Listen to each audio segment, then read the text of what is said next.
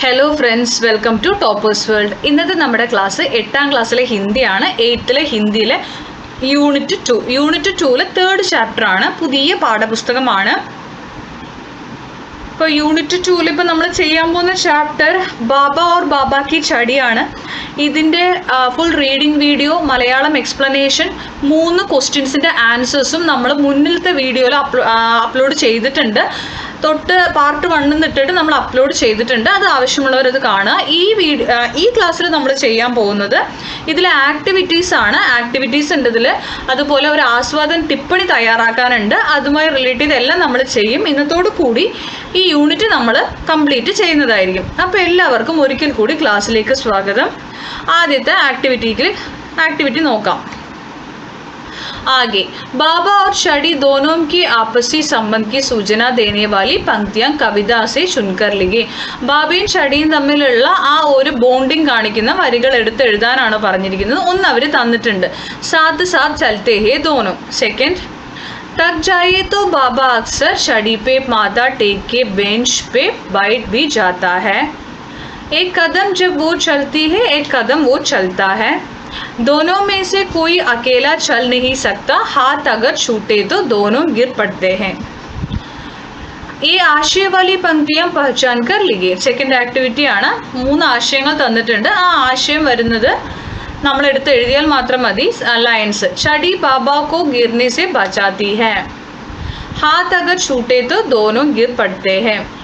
तक जाने पर छड़ी बाबा का सहारा बनती है. तक जाए तो बाबा अक्सर छड़ी पे माथा टेक के बेंच पे बैठ भी जाता है. छड़ी और बाबा दोनों एक दूसरे के सहारा ही चल सकते हैं. दोनों में से कोई अकेला चल नहीं सकता. हाथ अगर छूटे तो दोनों गिर पड़ते हैं. അത്രയും മതി. ലാസ്റ്റത്തെ വേണമെങ്കിൽ മതി കേട്ടോ. ഈ ജവ ഈ ബൂട്ട എന്നുള്ളത് ആവശ്യമുണ്ടെങ്കിൽ ചേർത്തിയാൽ മതി നിങ്ങൾ. नेक्स्ट एक्टिविटी, ये पंक्तियां पढ़े, रेखांकित शब्दों का विश्लेषण करें. इन पंक्तियों के वह किस किस के लिए प्रयुक्त है. ഓക്കെ, അവിടെ നമുക്ക് 2 സെന്റൻസ് തന്നിട്ടുണ്ട്. അതിൽ വോ എന്നുള്ളത് ആരൊക്കെയാണ് സിംബലൈസ് ചെയ്യണമെന്നുള്ളതാണ്. एक कदम जब वो चलती है, एक कदम वो चलता है. ആദ്യത്തെ एक कदम जब वो चलती है എന്ന് പറയുന്നത് ബാബാക്കി ചടിയാണ്, വാക്കിംഗ് സ്റ്റിക്കിനെയാണ് പറയുന്നത്. एक कदम वो चलता है സെക്കൻഡ് ലൈൻ പറയുന്നത് ബാബേനെയാണ്. ബാബാക്കി ചടി ബാബ. അടുത്ത ആക്ടിവിറ്റി, പങ്ക്തിയാം പടി സൂചനാക്കി അനുസാർ ലിഖേ. 4 വരികൾ തന്നിട്ടുണ്ട്. അതിനെ ബേസ് ചെയ്ത് 2 ക്വസ്റ്റ്യൻസിന് ആൻസർ നമ്മൾ എഴുതണം. പഹലെ वो कहता है चल चल बाहर चलते हैं और उड़ा लेता है छड़ी को बिस्तर पर जो लेटी हुई थी. फिर वो उसका हाथ पकड़ के बाहर लाती है. അപ്പോൾ ആദ്യത്തെ ക്വസ്റ്റ്യൻ, പഹലി പങ്ക്തി का वो किसके लिए प्रयुक्त किया गया है. ആദ്യത്തെ സെന്റൻസിൽ പറയുന്ന വോ ആരെക്കുറിച്ചാണ്? ഇതാണ് കേട്ടോ വോ. ഞാൻ കാണിച്ചു തരാം. ആദ്യത്തെ വോ ഇവിടെ പറയുന്നത് ബാബയാണ്. ഈ വോ വരുന്നത്. രണ്ടാമത്തെ വോ ലാസ്റ്റ് വരുന്ന വോ ബാബാക്കി ചടിയാണ്. കവിത की छड़ी किन किन के प्रतीक हो सकता है. ഈ കവിതയിലെ ഊന്നുവടി ഉണ്ടല്ലോ, വാക്കിംഗ് സ്റ്റിക്ക്, ആരുടെയൊക്കെ പ്രതീകങ്ങളാണെന്നാണ്. सम्मान, समर्थन, सहारा, शक्ति, सुरक्षा, हिम्मत और आत्मनिर्भरता का प्रतीक बन जाती है. അടുത്തത്, बाबा और बाबा की छड़ी कविता की आस्वादन टिप्पणी लिखी. നമുക്കൊരു ആസ്വാദൻ ടിപ്പണി നോക്കാം. ആസ്വാദൻ ടിപ്പണി ആദ്യം നമ്മൾ എഴുതുമ്പോൾ എപ്പോഴും ഒരു ആസ്വാദൻ ടിപ്പണി എഴുതുമ്പോൾ ആ കവിതയുടെ ഓഥർ ആരാണ്, റൈറ്റർ ആരാണ്, അയാളെക്കുറിച്ച് ആദ്യത്തെ പാരഗ്രാഫിൽ ഉൾപ്പെടുത്തണം. ശേഷം മാത്രമേ നമ്മൾ അതിലുള്ള കണ്ടന്റിലേക്ക് കടക്കാൻ പാടുള്ളൂ. यह कविता बाबा और बाबा की छड़ी गुलसाद द्वारा लिखी गई है, जिसमें एक बहुत ही सरल लेकिन गहरे अर्थ को छुपाया हुए जीवन के अनुभव का चित्रण है. कविता में 2 मुख्य पात्र है, बाबा और उनकी छड़ी. यह कविता जीवन की क्रमिक बदलाव और वृद्धावस्था के साथ जुड़ी घटनाओं को दर्शाती है. कविता में बाबा और उनकी छड़ी के माध्यम से लेखक ने वृद्धावस्था की धीमी गति और जीवन की गति का खूबसूरत से चित्रित किया है. बाबा की छड़ी इस कविता में केवल एक लकड़ी का टुकड़ा नहीं है, बल्कि वह सम्मान, समर्थन और आत्मनिर्भरता का प्रतीक बन जाती है. जैसे जैसे उम्र बढ़ती है वैसे वैसे हम अपनी शक्ति और आत्मनिर्भरता खो जाते हैं। बाबा की छड़ी इस तथ्य का प्रतीक है कि किसी समय हम दौड़ते थे लेकिन अब हमें सहारे की ज़रूरत ही होती है। कविता में जो सरलता दिखाई गई है वास्तव में जीवन के वास्तविक अनुभव का सुंदर चित्र है। हालांकि बाबा की छड़ी धीमी हो चुकी है लेकिन वह साथ चलते हैं और जीवन को पूरी तरह से अपना आते हैं। ये एक संदेश देता है कि हर स्थिति में हमें अपने जीवन को स्वीकार करना चाहिए।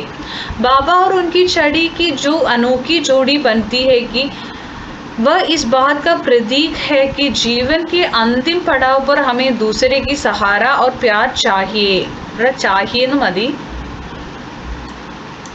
ये एक बहुत ही प्यारा संदेश है जो परिवार और रिश्तों की महत्व को बताता है। नेक्स्ट നമുക്ക് അനുബന്ധകാരിയാണ് വരുന്നത്। बुजुर्गों के कल्याण के लिए सरकार कई योजनाएं चलाती है। इन योजनाओं की सूची तैयार करें। ഏജായ ആൾക്കാരുടെ വയസ്സായ ആൾക്കാരുടെ ക്ഷേമത്തിന് വേണ്ടി സർക്കാർ ഒരുപാട് നല്ല കാര്യങ്ങൾ യോജനയൊക്കെ കൊണ്ടുവന്നിട്ടുണ്ട്, പദ്ധതികളൊക്കെ ഉണ്ട്. അതിനെക്കുറിച്ചിട്ട് അത് ഏതെങ്കിലും അറിയെങ്കിൽ എഴുതാനാണ് പറഞ്ഞിരിക്കുന്നത്. വരിഷ്ഠ നാഗരിക് രാഷ്ട്രീയ പുരസ്കാർ പറഞ്ഞിട്ടൊരു പുരസ്കാരമുണ്ട്. അത് യോജനയല്ല, അത് വേണമെങ്കിൽ നിങ്ങൾ എഴുതിയാൽ മതി. അടൽ വായു അഭ്യുദയ യോജന അടുത്തൊരു യോജനയാണ്. वृद्ध व्यक्तियों के लिए एकीकृत कार्यक्रम वरिष्ठ नागरिक बचत योजना. ഓക്കെ, അപ്പോൾ ഇത്രയാണ് ആ യോജനയിൽ വരിക. നെക്സ്റ്റ് ക്വസ്റ്റ്യൻ, നെക്സ്റ്റ് ആക്ടിവിറ്റിയിൽ വരുന്നത് വിശേഷ് ദിവസം എഴുതാനാണ്. अगस्त और सितंबर महीनों के विशेष दिवसों को पहचाने, कम से कम 5 विशेष दिवसों को सूचीबद्ध കറിയാം. അപ്പം ഓഗസ്റ്റിലും സെപ്റ്റംബറിലും വരുന്ന വിശേഷ ദിവസങ്ങൾ, അതായത് ഓരോ ദിവസങ്ങൾക്ക് ഓരോ പ്രത്യേകത ഉണ്ടാവുമല്ലോ, അതിനെ കുറിച്ചിട്ട് അത് ഏതൊക്കെയാണ് അത് എഴുതാനാണ് പറഞ്ഞിരിക്കുന്നത്. അപ്പം നമുക്കത് നോക്കാം.